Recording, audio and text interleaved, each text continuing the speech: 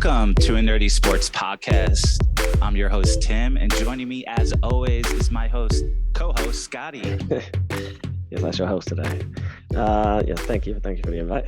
I'm here. We're equal hosts. You know, you're my boy, especially for the NBA. I mean, we're now sitting here on, June 13th, 2023. The Denver Nuggets, after 47 years, have finally won their first NBA championship. Now, we probably weren't too surprised when the Miami Heat beat the Celtics that the Nuggets were the ones to come up on top, especially in 5. But if we rewind back to April, when we were talking, the Bucks, Celtics, 76ers, Warriors, and the Suns all were ahead of them. So how do you feel now? Nikola Jokic, the clear number one player in the NBA, big boy that doesn't even want to go to the parade on Thursday. He just wants to go straight home, get on his horsey. What are your instant reactions? Where do you want to start?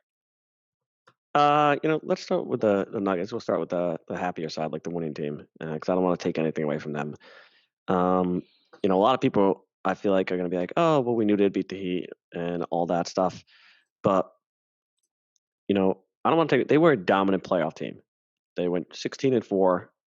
Every other team that's had 4 losses or less in the past 40 years has been a dynasty. So if you look at that projects well for them in the future. Like, absolutely, they dominated the playoffs, and it's easy to look back and start nitpicking. But you mentioned some of the team mentioned they played Phoenix, who was the number 1 team according to Vegas coming out of West, and they dominated them. If I know it went 6 games for what it's worth, that was the biggest blowout I've ever seen of a 6-game series. It felt like a sweep because they just trashed them, and the 2 games they lost were close games where Booker and Durant were playing like it was LeBron and Michael on the court at the same time. So I think they handled them pretty easily. They rolled through Minnesota, gave up game 4, maybe a little last days go after going up 3-0. They swept the Lakers, which actually felt more competitive than Phoenix, even though it was a sweep. But they swept them, and they beat Miami in 5. They only lose 1 home game the entire playoff stretch. This is a dominant playoff team. I'm not saying it's like the best team ever, but they actually rank pretty well as one of the better teams in the past 40 years. I don't like to go back. We don't really go back much farther than like 3-point line. That's the 84 that we're talking about. So that's really important. Hold on.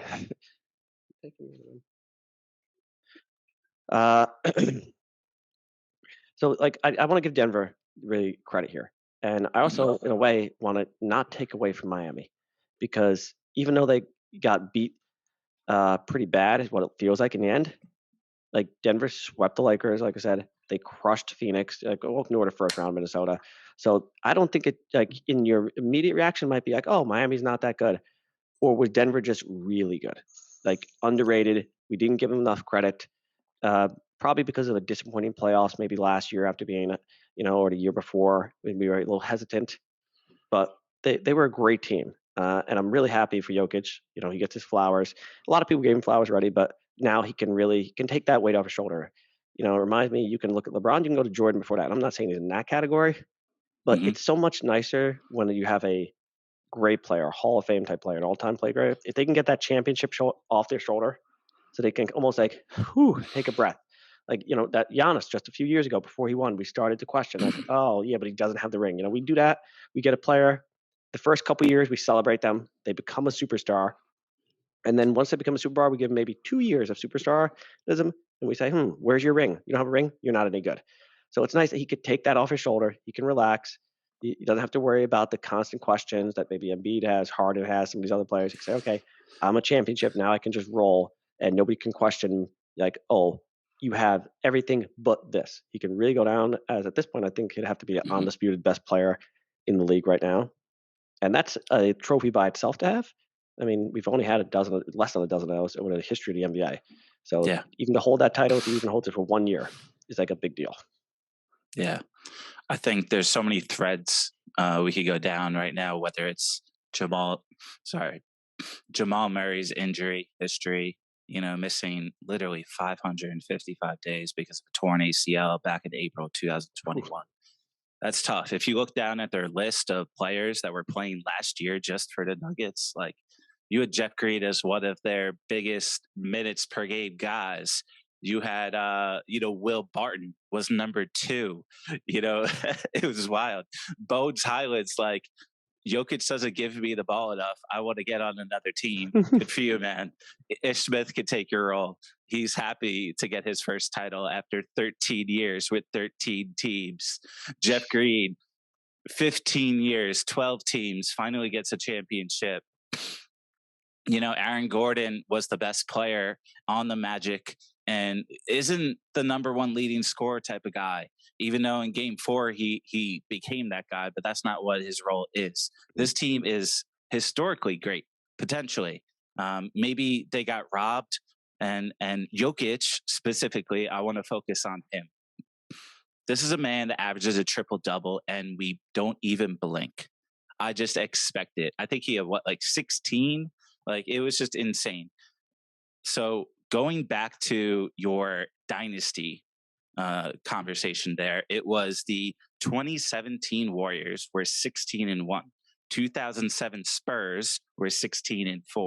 The 2001-2002 Lakers were 16-4. And then in 1999, you only needed 15 wins. That was the Spurs. They went 15-4 because the first round was only 3 wins. So you're talking about Tim Duncan, Manu Ginobili, Tony Parker, Greg Popovich. Then you have Kobe Bryant, Phil Jackson, Shaq. These are elite players. Then you have the Golden State Warriors, Draymond Green, Klay Thompson, Steph Curry, and Steve Kerr. Man has, I think, 9 championships between being a coach and a player.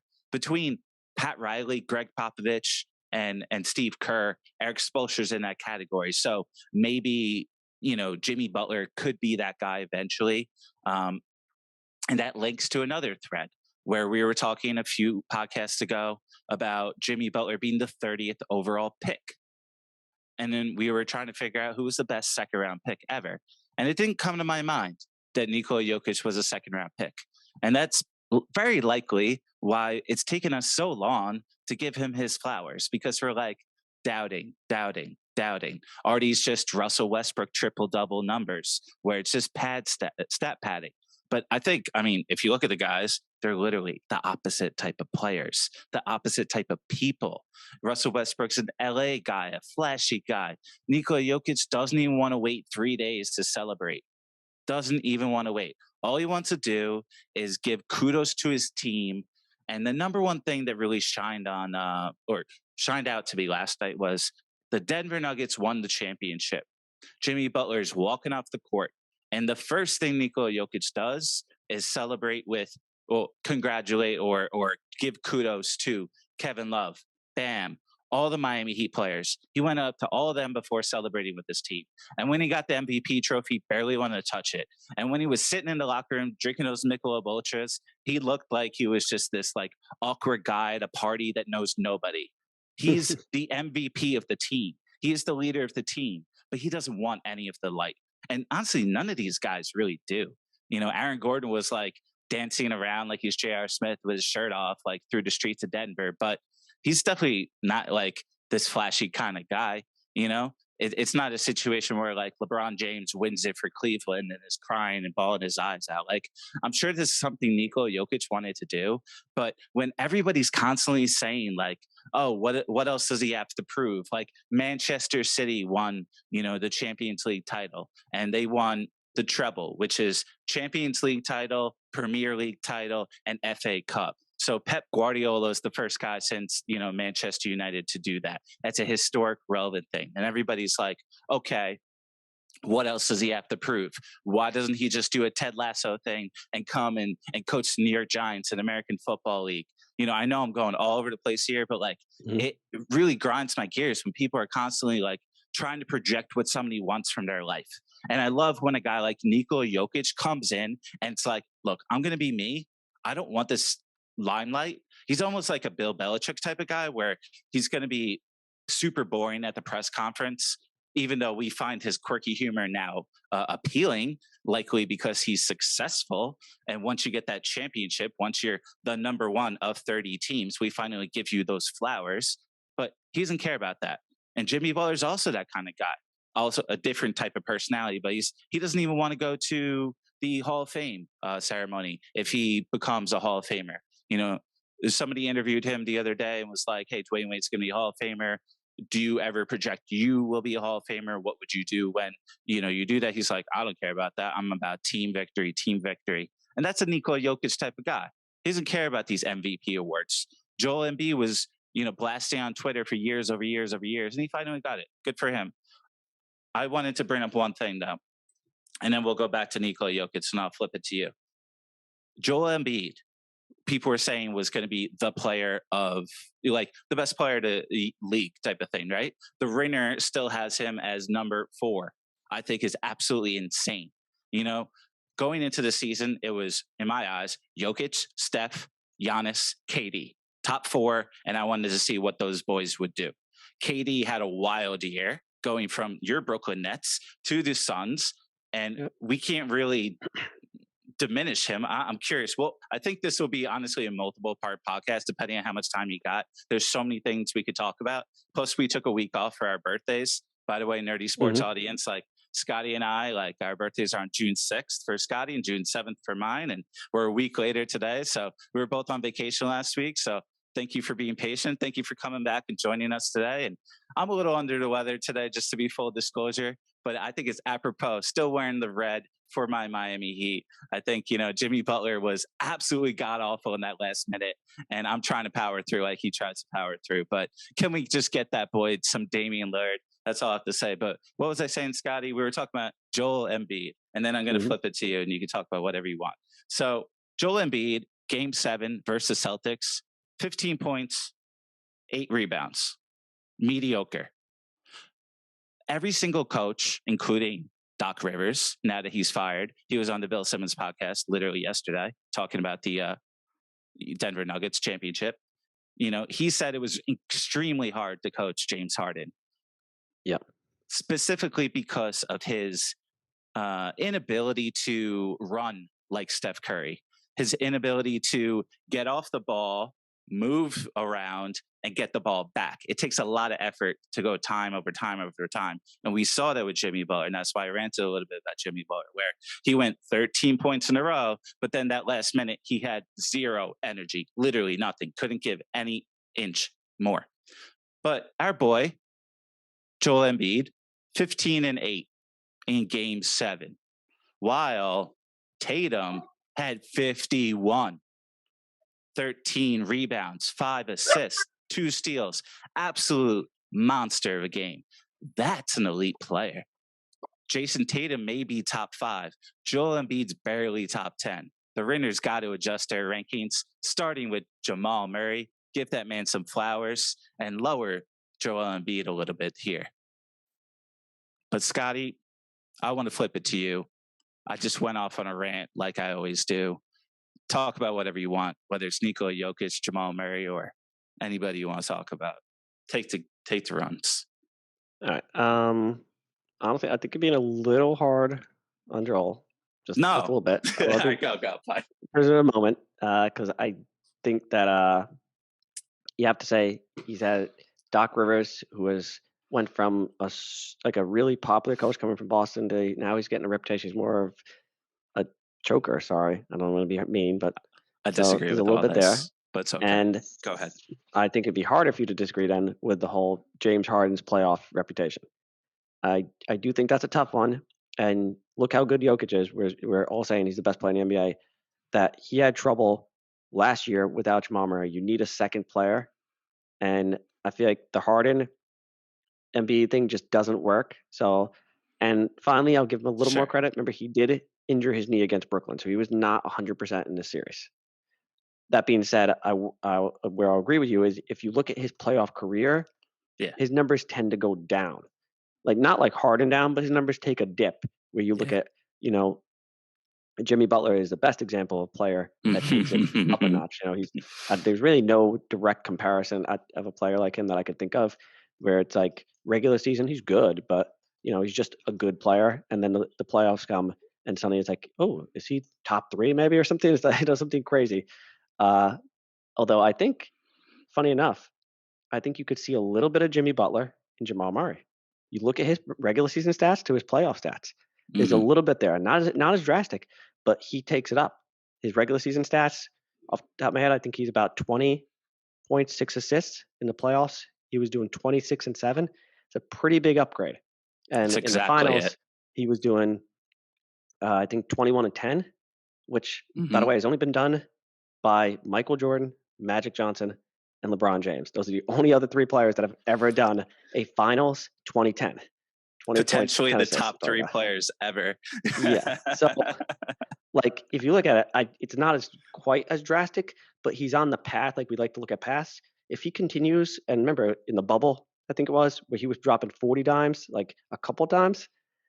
He got injured, missed a couple seasons. That terrible injury you mentioned. But if you look Yeah. at Jamal Murray, he's got a little bit of Jimmy Butler, a little bit of regular season.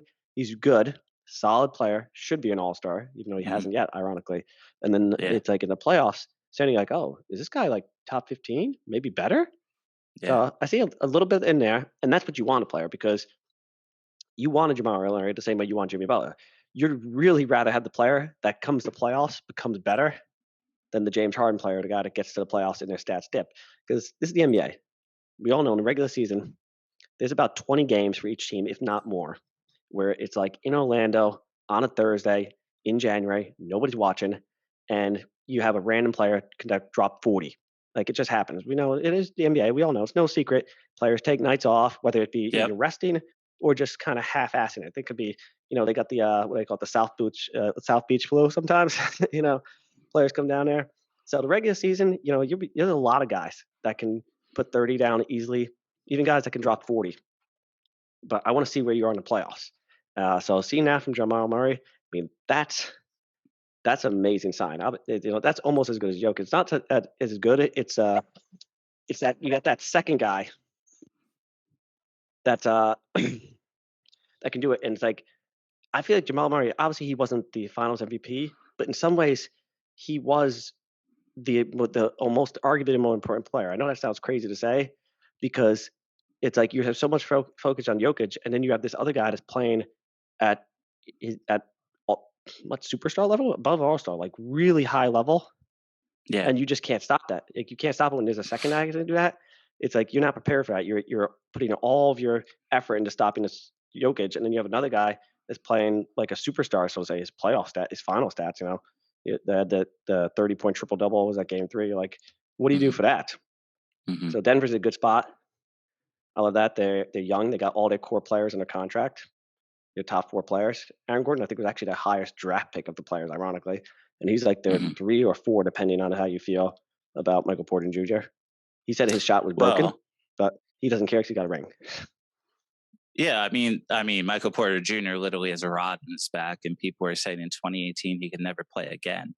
So that's a big deal, a really, really big deal. Same with Jamal Murray. If it was back in the 80s, his career would be literally over.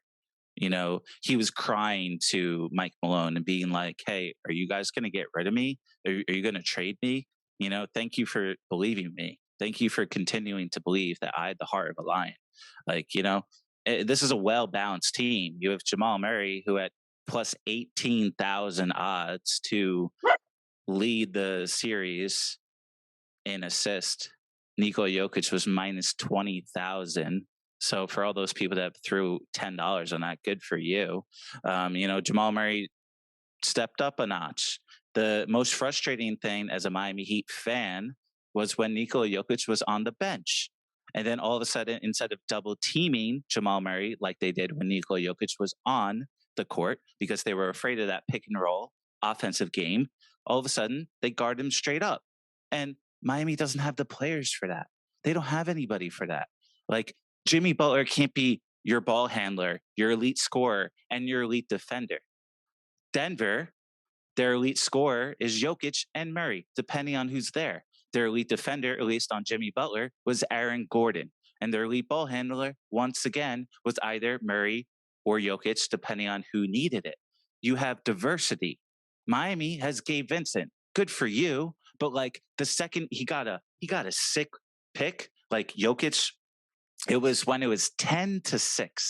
And all of a sudden, the Nuggets got on a little run. I'm like, oh man, maybe they don't have a shot. But Miami kept fighting. It was 10-6, and Nikola Jokic picked Gabe Vincent, knocked him right to the ground, and I think his ankle flared a little. I'm like they need somebody better than this. Like Jimmy Butler can't be at all. Bam stepped up though. I'm really proud of Bam. I wish Kevin Love like could do something. Like I was waiting for him just to hit 1 3, and that's literally all they gave him. Like, but and he couldn't even play versus the Celtics. Like this team outlasted expectations though. You know, if we reverse back a couple of months ago, they beat the Bucks and the Celtics and the Knicks. They had a great year.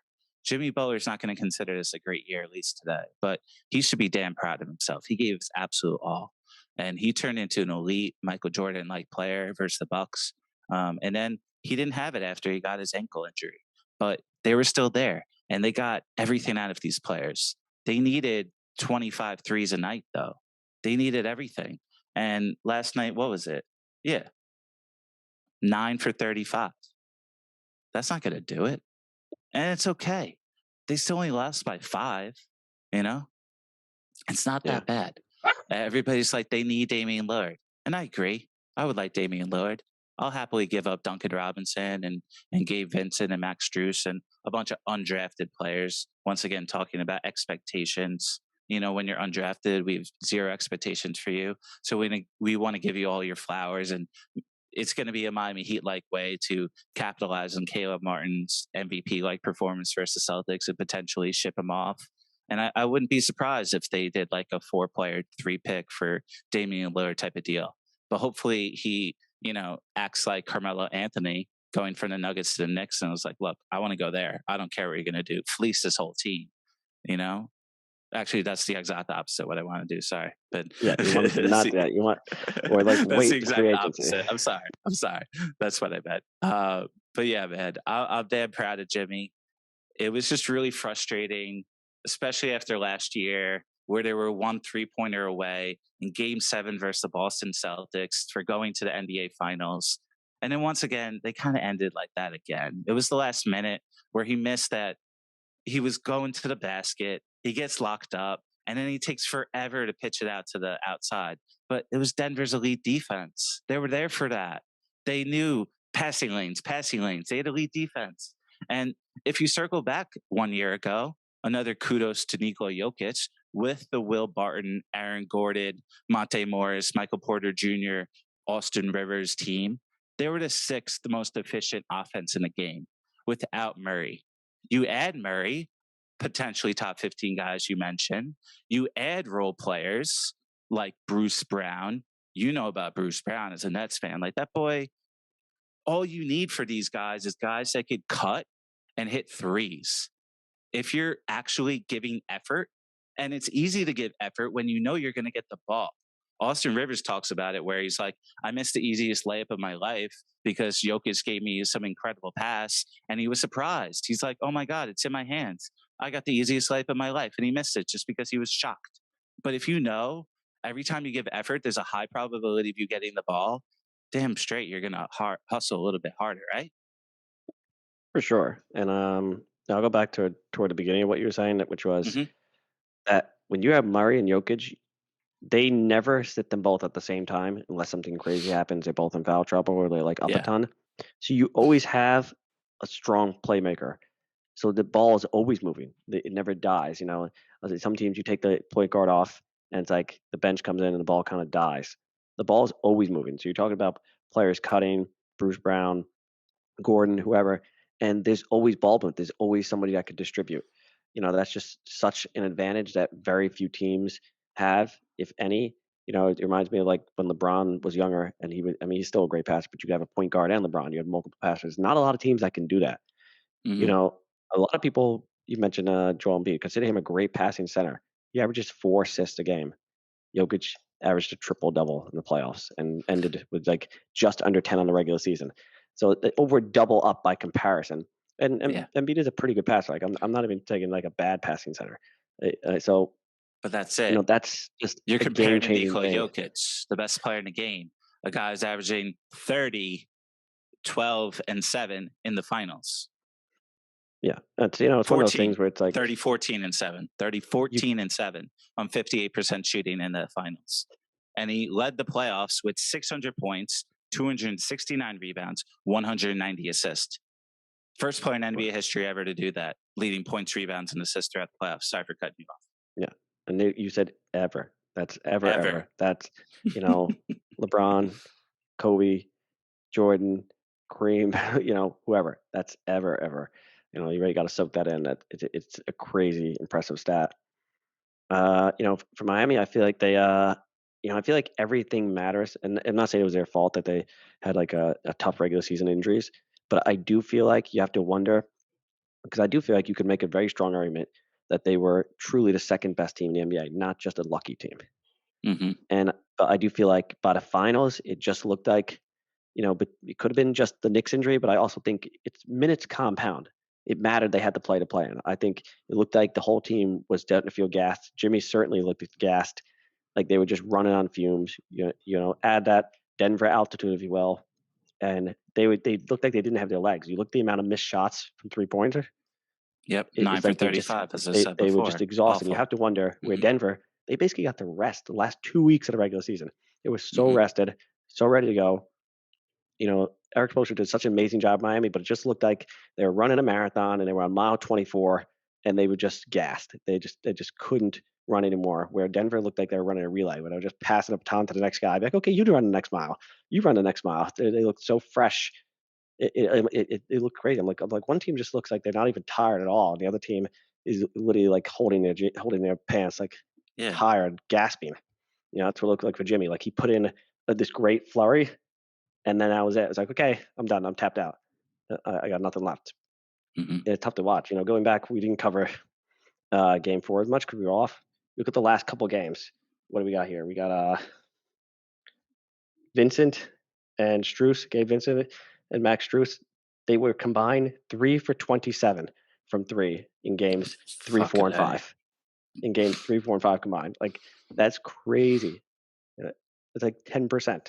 Mm-hmm. And I do wonder how much that maybe had to do with fatigue. Like I was just saying, like it just seemed like, the clock hit midnight on Cinderella, so to say. The pumpkin time happened, Mm-hmm. and they were just gassed. Broader picture on the NBA, I think this is great. You got a new champion, the longest, I'm pretty sure, champion like drought for any team. Obviously, not counting a team that hasn't won, because Denver's a relatively old team. Exactly. So that's great. And I'm a big NFL guy. We love parity. We have 5 different champions in a row. The NBA, you don't see that often. It's really about dynasties, and it looks like Denver's Mm-hmm. got a chance to be a dynasty. But 5 different champions for 5 different years. So Mm-hmm. NBA is coming up with a lot of parity lately. Even though normally it's like, oh, it's always the same teams. Is it always the same teams? Looks a little different. Maybe the landscape is changing. So I like that, and that will lead me into my question to you, There we go. which is going to be for a dynasty act. You look at the NBA and you look at next year. Yep. Who can challenge Denver next year as currently constructed? Okay. Let's go through the list. Just do, say, the teams that made the playoffs this year. I guess you could pick. You want to go to Spurs and say win one out. I guess you can, but let's just go through the playoff teams of this year and where they are, because I feel like most of them are actually going down, not up. We don't even have to have a pre-podcast meeting, Scotty. It's literally exactly what I was thinking about right before you said it. I went through the NBA tier list based on odds, right? Okay. And I broke it down into 1, 2, 3, 4, 5, 6 different tiers. From your title favorites, the Denver Nuggets, Milwaukee Bucks, Boston Celtics, Phoenix Suns, and then we'll talk about the rest. But those are the favorites. At plus 460, you got the Nuggets and the Bucks, and then all the way down to the Suns at plus 700. So those are the elite teams. Obviously, the Heat went above expectations. They still believe the Bucks and the Celtics are going to be those type of teams, and they're thinking add more chemistry, add better role players, and you got Devin Booker, Kevin Durant, 2 top 10 players. You should be plus 700. Like, that makes sense to me. Those are the teams, according to Vegas, at least. But out of those teams, I'm saying I feel like most of them are actually taking a step back.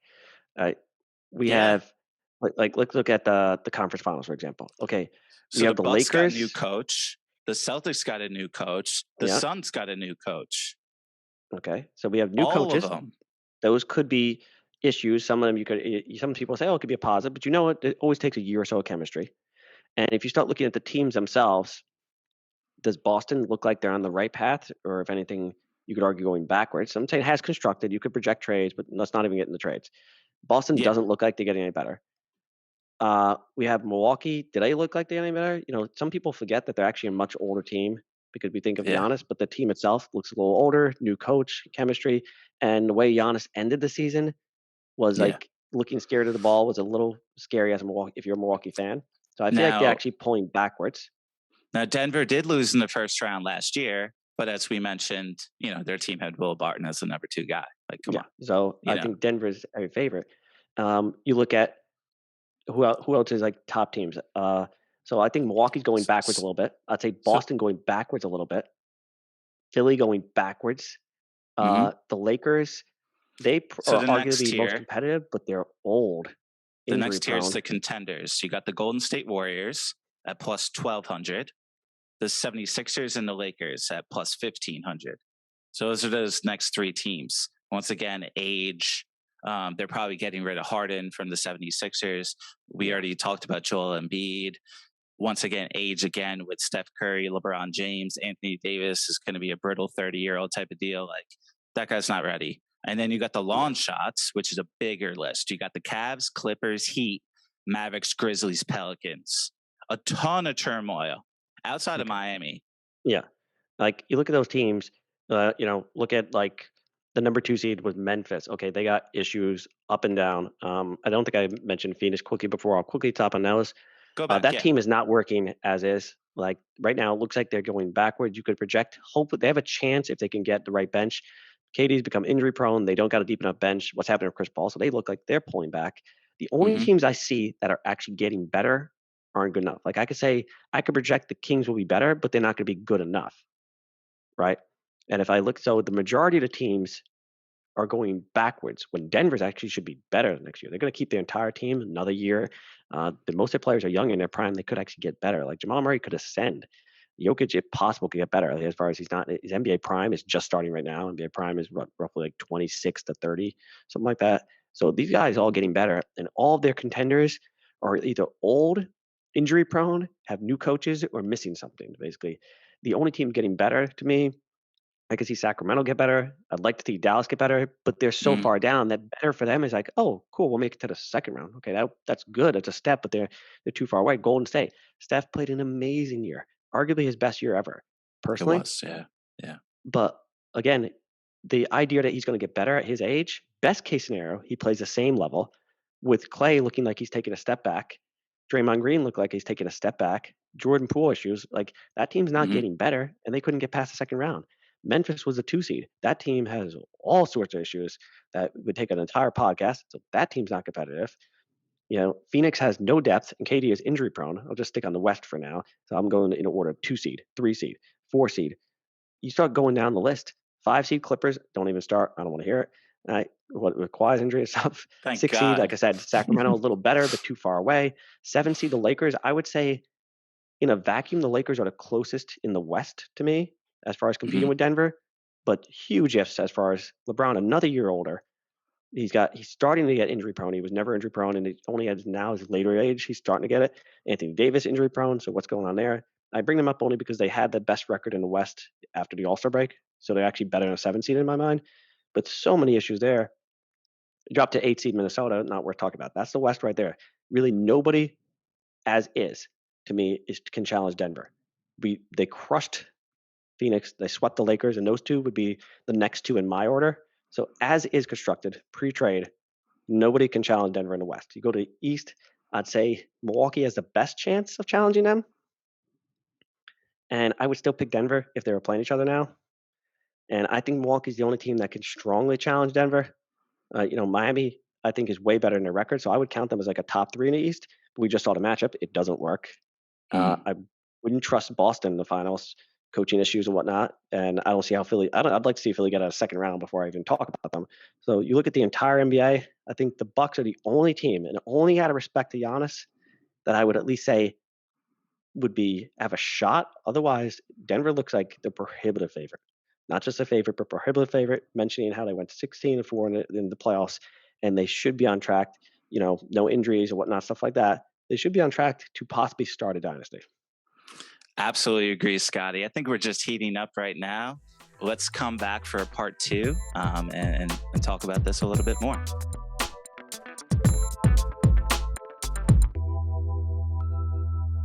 Welcome back, Nerdy Sports audience, to part 2 of our NBA Finals preview, NBA playoffs preview for 2023.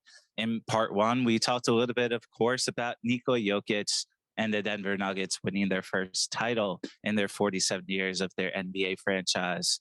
And we finished off talking about what do we expect for the 2023-2024 season.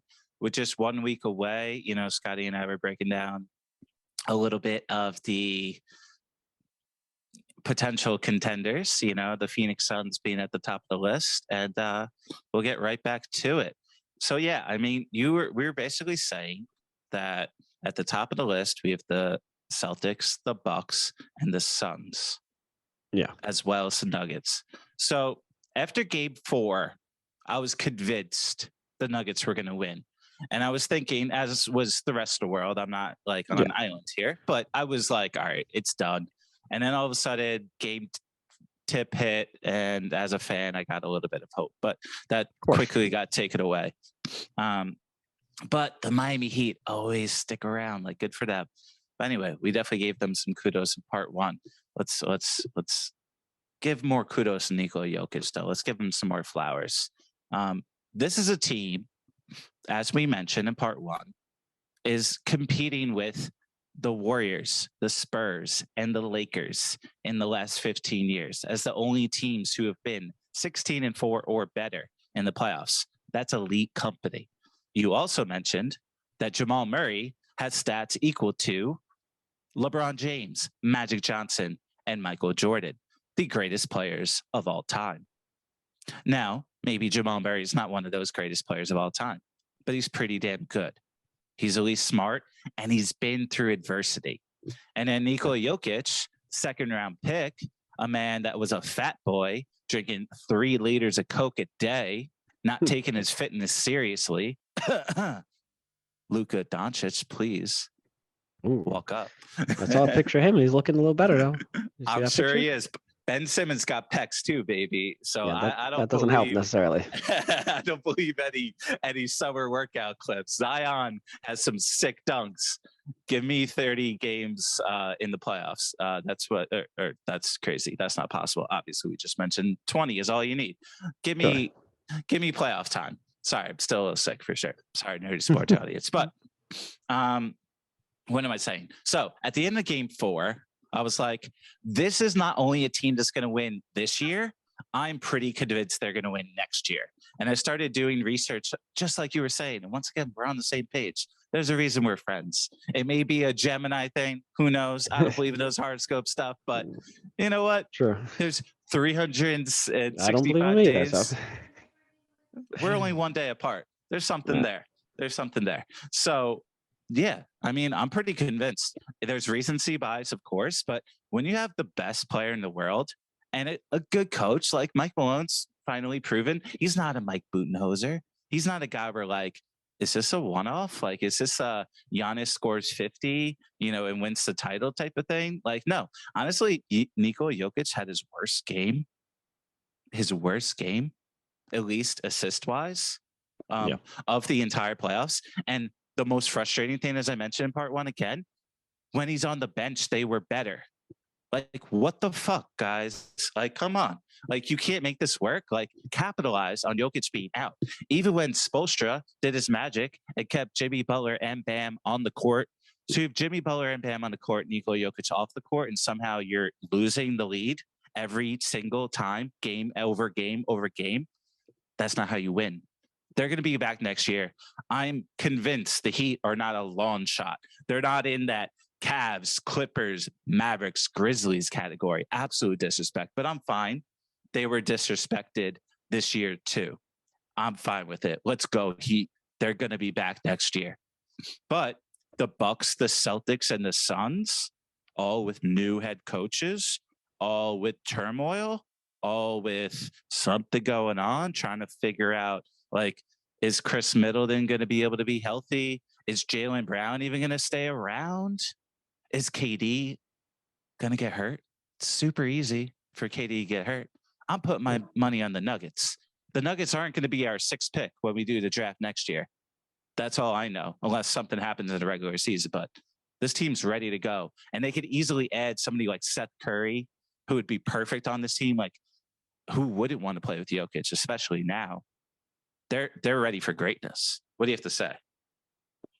Yeah, I mean, who wouldn't want to play with them? You know, the NBA has become a heavy 3-point shooting league. And when you got a center that could pass like Jokic, and you also have Jamal Murray, we mentioned double playmakers, it's so easy to get open shots. And even though the Nuggets kind of bucked the trend, you look at the regular season, they were one of the lowest volume 3-point shooters. They went old school, so to say, in twos, and so maybe the 2-point shot isn't dead. A little message to the league, but they shot one of the higher percentages because they made sure they got great looks when they took them.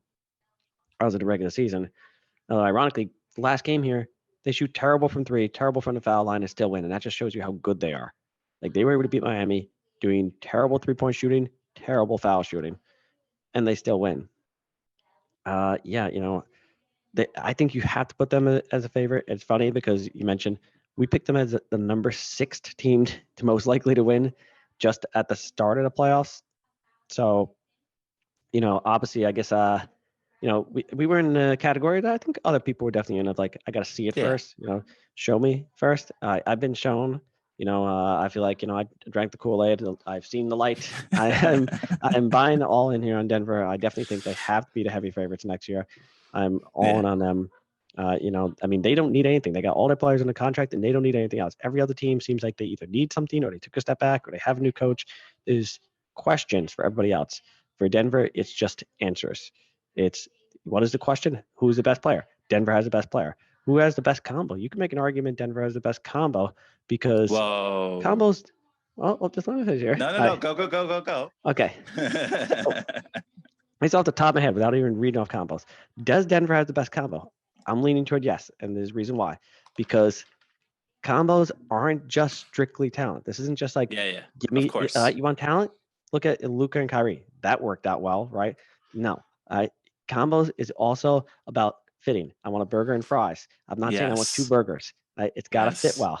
Yeah. They fit so well together. They work so well together. I'm sure people are going to probably think KD and Booker, but that's kind of your turn, my turn. And that's a hard strategy to keep up. That reminded me almost like a little more like LeBron and Dwayne Wade, who are actually, they were just so good. They won, but they weren't really like a perfect fit by any means. Awful fit, actually. Yeah, they were good friends. Uber talent, like but to a player level wise, that you almost never seen. But yeah, I mean, not to cut you off, but we picked the Suns. Well, actually, I think you picked the Nuggets, but I was like 51% Suns because I was like, well, you got KD and Booker. I got to give you some credit here. I always thought they had a solid shot. So once again, it's not that. You need more than that. But even just isolating, they're an absolute elite combination. Yeah, they fill each other's holes. You know, they make it work for sure. Please continue. Yeah. So I think, you know, it's really important to look at not just talent. Like the NBA is a talent league more than other sports. You know, we look at other sports and that is more important. NBA, you know, it's showtime. It's dunks. You get mesmerized by talent. It's so about talent that sometimes you forget, you know, things, whether it be look at Miami, because we've got to pay attention to their chemistry, their coaching, their culture. Entering the playoffs, they were picked very low. So in that sense, there's a similarity there where it's not just about talent. And I think the combo just works so well between Jokic and Murray. And if you want to talk talent on a combo, you can look at talent as a pool, a point system, first to 100, first to 10, however you want to look at it. Well, if Jokic is the best player in the NBA, which I think he is, well, then Murray doesn't have to be the best number 2. He could be, say, the 5th best number 2 player. If you understand what I mean by number 2, and still be better because Jokic is carrying a heavier load of that because he's so good. So I think between fit, and I don't mean that to come off as an insult to Murray, but I'm saying between fit, and you could say, okay, let's say Murray is not as good as Booker. So that would be a 1-2. A lot of people would say KD and Booker. Well, he doesn't have to be as good as Booker because Jokic is better than Durant by a pretty big margin at this point in his career. Plus, they're both players that are really easy to play with. It's easy to fill a team around them. Yeah. You know, they have homegrown talent, right now. They got chemistry. It's been years now. So I want to bring up Christian Braun, a man Okay. that is a rookie. Guys, he's a rookie. Here's his last 5 years. I think he wants you to call him Brown though, for some reason, and it I'm doesn't look that sure. way. There's Bruce Brown and Christian Braun. Until he comes on the podcast, I'm going to call him Christian Braun. Open invite. I guess Christian Brown. Open invite, Christian. We love rookies for sure. I think they have some of the most compelling stories, though, for sure. Absolutely. So anyway, the last 5 years for this boy, state title, high school, state title, high school, state title, high school. Then he went to Kansas, won the national championship. And then he won the NBA title with the Denver Nuggets. He's a winner, straight up winner. And that's the reason why the Nuggets drafted him. Now, of course, they can say that now because, he's a fighter, but how many rookies actually can make it work in the NBA finals? How many rookies, let's pull up the stats here. I think he had at least 20 minutes a game. Like, what did he do last night? I don't even care what his stats is, honestly, but why not? 24 minutes. 24 minutes for a rookie. Only Bruce Brown had more minutes coming off the bench. So he's their number 7 guy. That's incredible. As a rookie, this boy is elite. He won back-to-back titles. That's a winner. That's the type of guy I want. Everybody's going through struggles. Like they have Michael Porter Jr., who was like, nobody wanted to touch him because of injury history. And then they got Aaron Gordon as a pretty good deal because he didn't really work as well without. But I mean, come on. It's a definition of you got Jokic, you're going to have a career year type of guy. But going back to my point, Murray and Jokic are easy to play with. If you're playing with KD and Booker, you kind of got to sit around a little. They're going to burn the air out of the ball. They're going to take the air out of the ball, as they say. There's a lot of dribbling. Kyrie's hard to play with. Luka's hard to play with. You're just trying to sit there. That's why I'm looking at these stats. I'm like, wait, the Heat are on the level of the Mavericks while Kyrie Irving is begging to be a Laker, or actually he's begging for LeBron to be a Maverick, which is absolutely impossible, but good for you, Kyrie. Continue to be yourself. Flat earther you are. Go power to you. But this team is filled with role players. They're just well balanced. Even DeAndre Jordan got 3 minutes off the bench. He got a nasty block on Gabe Vincent, I think it was. Like he was a good role player. But then on the other end, the Heat were scrapping the whole year. We've already talked about this past couple of podcasts, but obviously all the undrafted guys, everybody knows that. They were, of all the playoff teams, the most injured team. So they're pretty much like the 2022 Denver Nuggets, and then they had Cody Zeller, who in 1 minute last night, -5. The Heat sucked with that 1 minute. Like, why even put him in? Like, come on. But you know why? Are they going to put in, Jovic, Yurtseven? They didn't even put in Tyler Hero. Like, obviously, Heat fans could be like, oh, we didn't have Victor Oladipo, we didn't have Tyler Hero. And yeah, that would have helped for sure. But I think a Damian Lillard type of player, I think we gave enough. I have a question for you. Do you think, let's say, the Heat get Damian Lillard? Let's say a reasonable deal, I guess, would be no Gabe Vincent, no Max Strus, no Robinson. Say they give up Tyler Hero.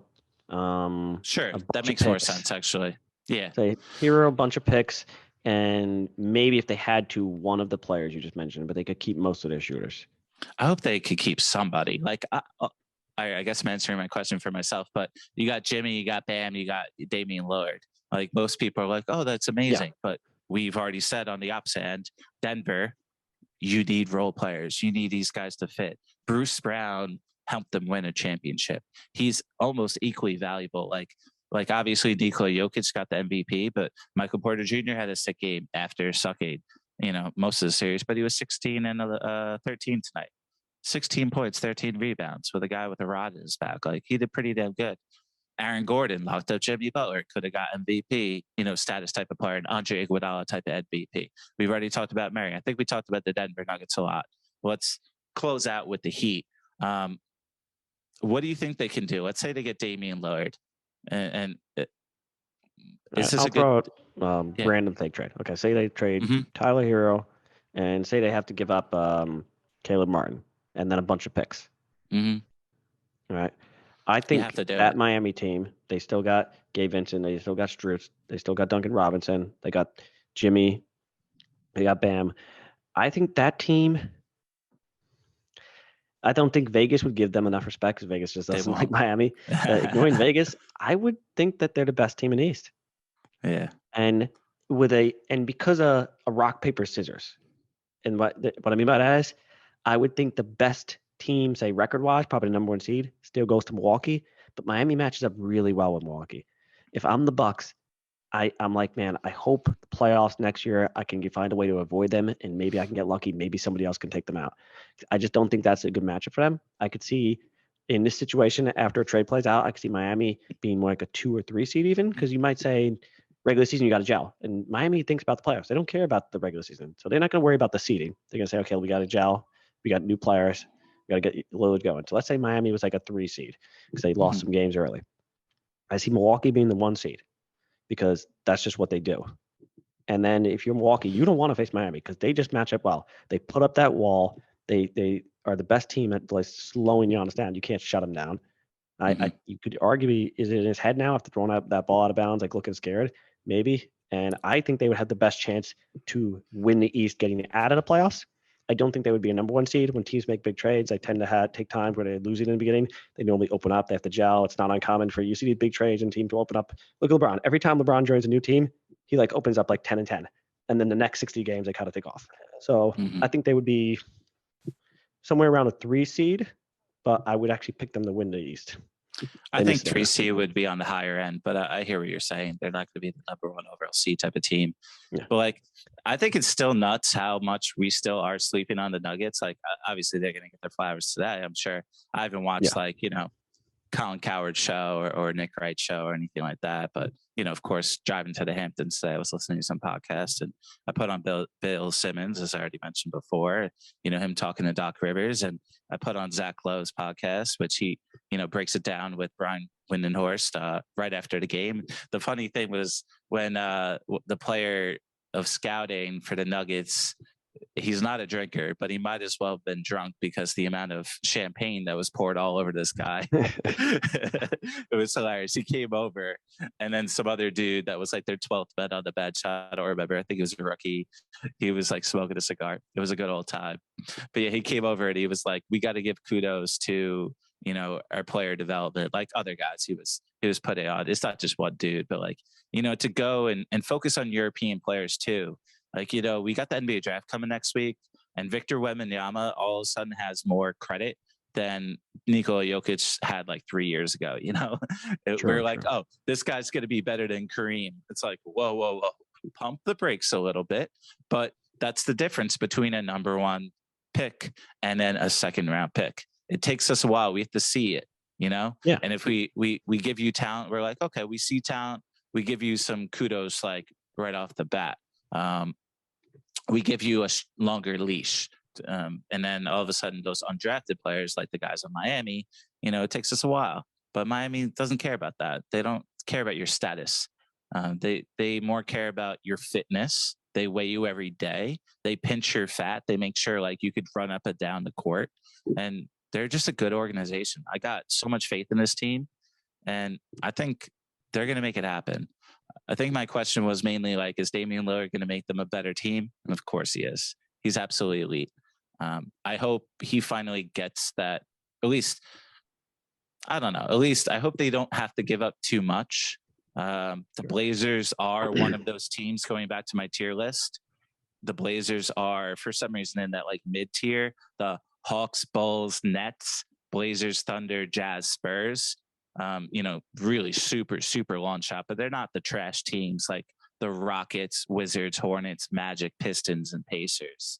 But that's probably mainly because of Damian Lillard. So this is all going to change really quick. But I think the Miami Heat got a really solid shot at making it again. And I think the Denver Nuggets are the heavy favorite. They should not be plus 460 equal odds as the Bucks. Giannis is great. But Nikola Jokic has proven to be better, mainly because of his ability to make other people better. And that's the number one thing that Doc Rivers was talking about with Joel Embiid. And he has faith there. At least he's saying the right things. He's like, all Joel Embiid needs to do to take his game to the next level is the ability to make everybody around you better. And that's the thing that Nikola Jokic has done since he was a little baby. Yeah, and we're talking. I'm nitpicking here because Giannis is amazing, and during this year, most people consider him the best player. Some people had Jokic, but a lot of people, I'd say, leaned Giannis. Yeah. Like Giannis, there's at least a shot of slowing him down because you can make him shoot. Like Sure. Jokic really has no weaknesses. If it was And like if a you 2K foul game, him, every stat is like maxed out. Like you can't foul him. He could shoot threes. He shoots the foul shots. Giannis has a foul problem. Giannis's threes are not great. Occasionally he can make them. So there's at least a shot at slowing him down. And all you can do is slow him down. You can't stop him. yeah. But Jokic is like there's nothing. You also, I'm just talking Bucks here because that's Vegas has the Bucks up really high. You say, okay, well, let's just talk now. Let's go down the team. I think Murray is way better than Middleton. Like, no offense there. Some people might say he was Drew Holiday at number 2. Either way, I'd take Murray over either one, depending you go. Drew Holiday is getting sneaky old, though. That's the thing. See, the Bucks Same with Brook Lopez. are getting old. Outside of Giannis, the Bucks are getting older. Brook Lopez, I was going to mention him. Like he had a great year. It looked a little bit like a contract year now. He was playing kind of above his average. He did have a great year. Not trying to take away, but we've seen it before. So fool me once, shame on me. Like we've seen players that have this great year on a contract year, and he's getting older. So I'm anticipating he pull back a little bit. I think Drew Holiday pulls back a little bit. He was known for lockdown. Some people are saying he's the best one-on-one guard defender, and Jimmy cooked him like a rotisserie chicken. He was just turning him over left and right, cooking him, throwing barbecue sauce on him. I mean, that was bad. So yeah, I look at that. Middleton, he's good, but he had the injury. He didn't feel like he was 100%. He was missing games here and there. As a roster, and now you throw in a new coach, lack of chemistry. As a roster, no. I think Denver has to be ahead of them. It should not be equal in Vegas. You have to give Denver, even if it's a small amount, I'd give them a bigger favorite, but like at least a 400 to 450 compared to being, you said they both are like 440. I don't think that's fair. Yeah, they're both right. 460. Yeah. Okay. Yeah. No, I agree, man. We're on the same page for sure. So Nerdy Sports audience, next week, I definitely want to come back and we're going to talk about the NBA draft. We're only 9 days away from the NBA draft. Tonight is very likely the last game of the NHL playoffs as well. You got the Vegas Golden Knights likely to win the title in just a couple of hours. It is 6:30 p.m. on Eastern Standard Time right now, and the game's in an hour and a half. And we had a Novak Djokovic winning the French Open. More than likely due to Carlos Alcaraz's injury. He was severely limited once he had muscle cramps. And I know, Scotty, you're not as locked into tennis, but I like to sprinkle in other sports just a little bit. Yeah. We'll mainly talk about basketball, but this boy, Carlos Alcaraz, right? He's 20 years old. He's the number 1 player in the world, clay court specialist. He's like the new Rafa Nadal, basically a guy that's like the greatest French Open player of all time. Novak Djokovic is the Nikola Jokic of the NBA kind of deal. Yeah. And they also have similar names, Djokovic and Jokic. But, he won the French Open. Good for him. And on the other side, Iga Swiatek, the number 1 player in the world on the women's side, also won. So no surprise there. We're a month away from Wimbledon, which is the grass court tournament, one of my favorites as well. And we got a lot of sports coming up for sure. So despite the NHL season being over, despite the NBA season over, MLB season is almost officially starting now. But there's still going to be a lot to talk about, Nerdy Sports audience. I hope you could come back for more. Before we end, are there anything else you want to talk about? We got plenty of time. Yeah, no, I just got to say, because it popped in my head, and I don't follow tennis that much, but I read that between Nadal, Federer, right, and Djokovic, they've won 65 of the last 80 major tournaments. And like they said, to put that in perspective, if you were to compare to another sport, people that don't watch tennis, that would be the equivalent of 3 NBA teams winning 17 of the last 20 championships. Like that is insane. And it could actually be higher if you think about the fact that due to COVID, Djokovic missed a couple tournaments that he might have won actually. Yeah. So it could even be higher now. That there's never been a level of dominance on any sport, and it was not one person, but basically by a small group. It'd be like if golf, if there was like, it would almost be like if there were two Tiger Woods playing at the same time, where there was Exactly. a couple people that were just dominating the field to such a level that you could literally just say, if you bet just those three people every time, because even though they're heavy favorites, you normally get better than plus 300. So you could bet $100 say on all of them. You would have made a ton of money if you just bet them on every single tournament for the past, I think it went back 23 years or something, like going back to Federer's prime. Insane stat. That I read that and I did a double take. I was like, wait, am I reading this correctly? No, you're right, man. They are absolutely dominant. And that's what's so amazing about Carlos Alcaraz. For a guy to, all right, now Federer's retired. Breakthrough. Rafa Nadal is super old. He's going to get there eventually. But he's a LeBron James type of athlete where he's just so elite that it's going to take him a long time to retire. And almost Novak Djokovic is like Steph Curry. In terms of just a man that like takes care of his fitness and often wins points based on just like his longevity, his duration, the grind, and his ability to just fully understand his competition. He's really good at that. He's actually not the number one player in the world. Carlos Alcaraz is the number one player in the world.